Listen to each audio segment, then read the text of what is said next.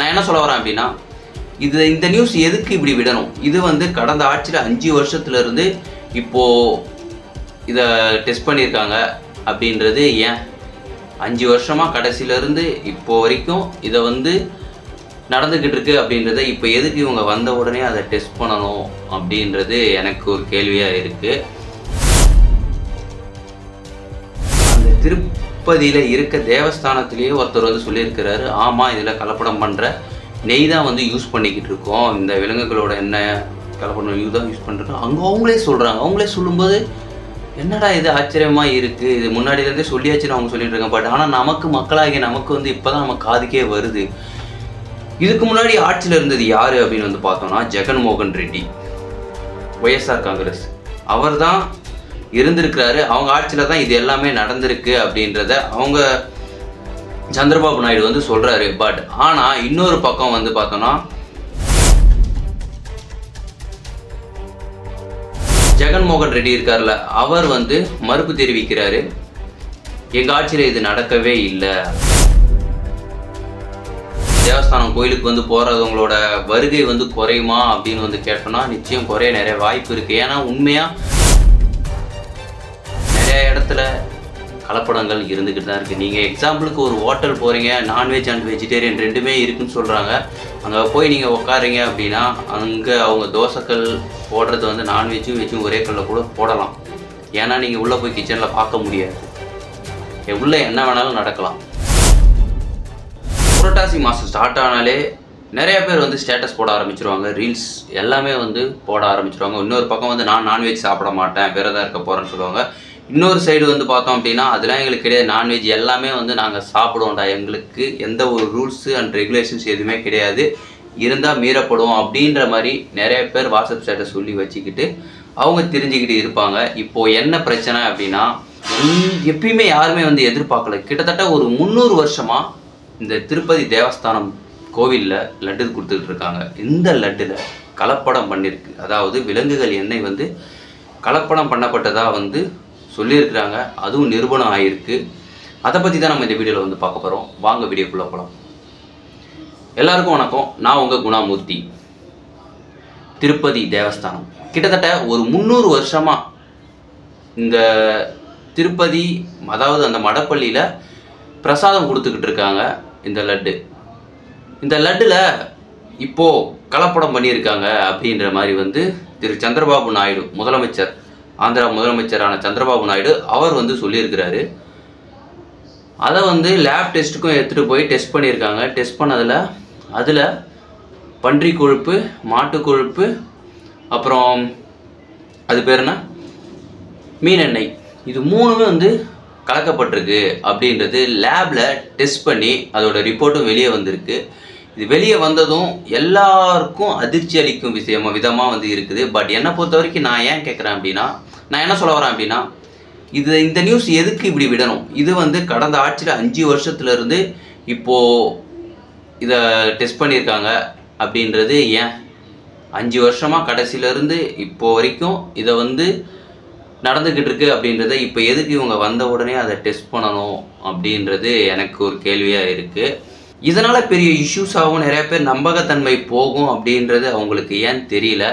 அது மட்டும் இல்லாமல் அந்த திருப்பதியில் இருக்க தேவஸ்தானத்திலேயே ஒருத்தர் வந்து சொல்லியிருக்கிறாரு, ஆமாம் இதில் கலப்படம் பண்ணுற நெய் தான் வந்து யூஸ் பண்ணிக்கிட்டு இருக்கோம், இந்த விலங்குகளோட எண்ணெய் கலப்படம் நெய் தான் யூஸ் பண்ணிருக்கோம். அங்கே அவங்களே சொல்கிறாங்க. அவங்களே சொல்லும்போது என்னடா இது ஆச்சரியமாக இருக்குது, இது முன்னாடியிலேருந்தே சொல்லியாச்சுன்னு அவங்க சொல்லிட்டு இருக்காங்க. பட் ஆனால் நமக்கு மக்களாகிய நமக்கு வந்து இப்போ தான் நம்ம காதுக்கே வருது. இதுக்கு முன்னாடி ஆட்சியில் இருந்தது யார் அப்படின்னு வந்து பார்த்தோம்னா ஜெகன்மோகன் ரெட்டி, ஒய்எஸ்ஆர் காங்கிரஸ். அவர் தான் இருந்திருக்கிறாரு. அவங்க ஆட்சியில் தான் இது எல்லாமே நடந்திருக்கு அப்படின்றத அவங்க சந்திரபாபு நாயுடு வந்து சொல்கிறாரு. பட் ஆனால் இன்னொரு பக்கம் வந்து பார்த்தோன்னா ஜெகன்மோகன் ரெட்டி இருக்கார்ல, அவர் வந்து மறுப்பு தெரிவிக்கிறாரு, எங்கள் ஆட்சியில் இது நடக்கவே இல்லை, இவங்க திசை மாற்றத்துக்கு ஏதோ ஒன்று பண்ணுறாங்க அப்படின்னு சொல்லிட்டு கோர்ட்டில் கேஸ் ஃபைல் பண்ணி அது வந்து கேஸ் வந்து இப்போ வந்திருக்குது. அதை வந்து அவசர விசாரணையை எடுத்துக்கொண்டு விசாரிக்க போவதாக வந்து நீதிமன்றம் வந்து சொல்லியிருக்கிறாங்க. இது எந்த அளவுக்கு பெரிய பிரச்சனை ஆகும் அப்படின்றது தெரியல. இது ஆனால் எல்லாரோட நம்பிக்கையை உழைக்கிற ஒரு விஷயமா வந்து தான் பார்க்கப்படுது. இது எப்படி இது? பட் ஆனால் இது உண்மையா பொய்யா அப்படின்றது இன்னும் கொஞ்ச நாள் போனால் தான் தெரிய வரும். என்ன நடந்தது அப்படின்றது இது இப்போ நிரூபணம் ஆயிடுச்சு. நிரூபணம் ஆனதுக்கப்புறம் வந்து ஒருவேளை தேவஸ்தானம் கோயிலுக்கு வந்து போகிறவங்களோட வருகை வந்து குறையுமா அப்படின்னு வந்து கேட்டோம்னா நிச்சயம் குறைய நிறைய வாய்ப்பு இருக்குது. ஏன்னா உண்மையாக நம்பி நிறைய பேர் வந்து போயிருப்பாங்க. நிறைய பேர் ஹானஸ்டாக தன்னோட மனசாட்சிப்படி விரதம் இருக்கிறவங்களும் போவாங்க. பட் ஆனால் லட்டு வாங்க மாட்டாங்க அப்படின்றது என்னோட கணிப்பாக இருக்குது. ஏன் சொல்கிறேன் அப்படின்னா, இந்த மாதிரியான ஒரு நியூஸ் கேட்டதுக்கப்புறம் நம்ம எப்படி போய் நிறைய பேர் வந்து இப்போ 1 மாதம் தான் புரட்டாசியில் விரதம் இருக்காங்க.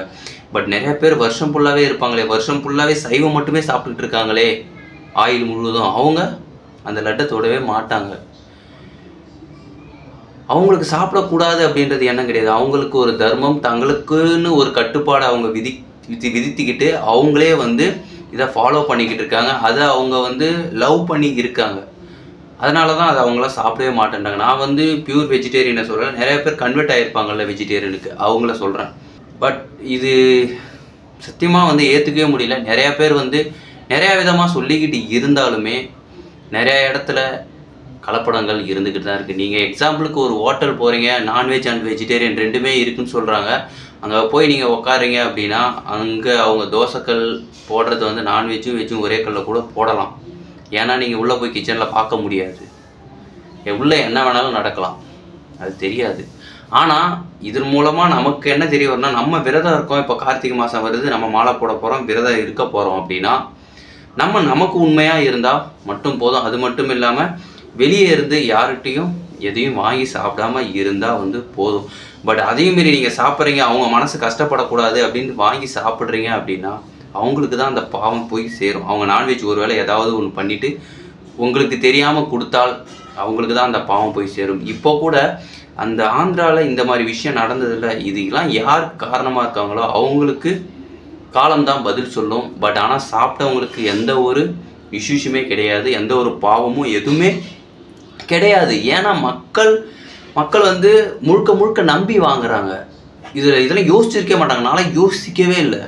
இப்போ கூட ரீசெண்டாக அந்த லட்டை சாப்பிட்டேன். அது இது வரைக்கும் யாருக்குமே தோணிருக்காது, இந்த லட்டுன்றது எப்படிடா இதில் நிறையா கிட்டத்தட்ட ஒரு 50 பொருட்கள் வந்து ஆட் பண்ணுறாங்க. கற்பூரம், நெய், எவ்வளோ ஏலக்காய், நிறைய அஜிமதுரம், நிறைய எதேதோ போட்டு நிறையா ஆட் பண்ணி வந்து இதை மேக் பண்ணுறாங்க. பட் இருந்த போதிலும் இதில் இந்த நெய்யில் வந்து விலங்கு கொழுப்பு இதெல்லாம் வந்து கலப்படம் பண்ணியிருக்கு அப்படின்றது வந்து ஒரு நம்ப முடியாத விஷயமா இருக்குது. இது எதனால் வந்து இந்த நியூஸ் வெளியே வந்தது அப்படின்றதும் தெரியல. பட் இது நடந்தது உண்மையா அப்படின்றதும் தெரியல. பட் காலப்போக்கத்தில் தான் தெரிய வரும். இது லேப் டெஸ்ட்டில் ஆனால் செக் பண்ணது எனக்கு என்ன ஒரு டவுட்டாக இருக்குன்னா, இப்போ இருக்கிற லட்டை தானே செக் பண்ணிங்க, இதுக்கு முன்னாடி 5 வருஷத்துக்கு முன்னாடி இருந்த லட்டை வந்து எப்படி செக் பண்ண முடியும் அப்படின்றது. இல்லை இதுக்கு முன்னாடி இருந்த நெய் இல்லை ஏதாவது ஒரு பொருள் இதை வச்சு டெஸ்ட் பண்ணாங்களா அப்படின்றது எனக்கு தெரியல. ஒருவேளை இப்போது வந்து சொல்கிறாங்க, அவங்க ஒரு நெய் வந்து ஒரு கம்பெனி கொடுத்துக்கிட்டு இருக்காங்க. அவங்க வந்து கிட்டத்தட்ட நாங்கள் ஒரு 3 மாதம் ஆகுது ஸ்டாப் பண்ணி நெய் தேவஸ்தானத்துக்கு கொடுக்கறதுக்கு நெய் 3 மாதமாக நாங்கள் ஸ்டாப் பண்ணிட்டோம் அப்படின்னு வந்து சொல்கிறாங்க. ஆனால் அதுக்கு முன்னாடியிலேருந்து கொடுத்ததுல இருந்து எப்படி அது நல்ல நெய்யா அப்படின்றது அவங்க சைடில் எந்த ஒரு கலப்படமும் இல்லைன்னு சொல்கிறாங்க. ஏன் எப்படின்னா, நீங்கள் எங்கே வேணாலும் போய் வாங்கி எடுத்து செக் பண்ணி பார்த்துக்கோங்க. நீங்கள் எந்த ஒரு லேப் கூட வேணாலும் அனுப்பி செக் பண்ணுங்கள், கண்டிப்பாக அதில் எந்த ஒரு கலப்படமும் இருக்காது அப்படின்ற மாதிரி அந்த நெய் நிறுவனம் வந்து சொல்கிறாங்க. பட் பார்க்கலாம் என்ன நடக்க போகுது அப்படின்றது. ஒருவேளை இதை திசை மாற்றும் முயற்சியாக இருக்குமா அப்படின்ற மாதிரி எனக்குள்ள ஒரு கேள்வி இருக்குது. பட் இது ஏன் அப்படி பண்ணணும்? அப்போது இது மக்களுக்கு தெரியாமலே இருந்திருக்கலாமே, இல்லை தெரிஞ்சவங்களுக்கு தண்டனை வாங்கி கொடுக்க போகிறீங்களா? இங்கே ரேப் பண்ணவனே நீங்கள் வெளியே விட்டுட்டு தான் இருக்கீங்க. இந்த விஷயத்துக்கு என்ன பண்ணிட முடியும் உங்களால்? எல்லாரோட நம்பிக்கையும் உடஞ்சி போச்சு. இதுக்கப்புறம் திருப்பதி வரவங்க லட்டு வாங்குவாங்களா அப்படின்னு வந்து கேட்டால் வாங்குவாங்க. வெஜ் அண்ட் நான்வெஜ் ரெண்டுமே சாப்பிட்றவங்க வாங்குவாங்க. ஏதாவது ஒன்றுக்கு உண்மையாக இருக்கிறவங்க வந்து வெஜ்ஜுக்கு உண்மையாக இருக்கிறவங்க கண்டிப்பாக வந்து லட்டு சாப்பிடவே மாட்டாங்க. அவங்க மனசாட்சி உறுத்தும். அவங்க வாழ்நாளில் பிறந்ததுலேருந்து இது வரைக்குமே நான் நான்வெஜ்ஜே சாப்பிட்டதே இல்லை அப்படின்னு வந்து நினச்சிக்கிட்டு இருந்துக்கிட்டு இருப்பாங்க. பட் ஆனால் அவங்க இத்தனை நாளாக இந்த லட்டை சாப்பிட்டது தெரியாமல், விலங்கு எண்ணெய் கலந்துருக்கு அப்படின்றது தெரியாமல் சாப்பிட்டது தெரிய வந்ததுக்கப்புறம் அவங்க மனசு ஏற்றுக்காது. கண்டிப்பாக இந்த லட்டை வந்து இனிமேல் அவங்க சாப்பிடவும் மாட்டாங்க. இதுக்கடுத்து என்ன நடக்க போகுது அப்படின்றது தெரியலை, காலம்தான் பதில் சொல்லும். பட் ஆனால் எந்த ஒரு பாவமும் செய்யாத ஒரு மக்களுக்கு இந்த மாதிரி கொடுத்துருக்காங்க அப்படின்றது வேதனையாக இருக்குது. இதை பற்றி உங்களோட கருத்து என்ன? நீங்கள் என்ன நினைக்கிறீங்க இதை பற்றி அப்படின்றத கமெண்ட்டில் சொல்லுங்கள். மீண்டும் நம்ம இன்னொரு வீடியோவில் வந்து சந்திப்போம். பாய்.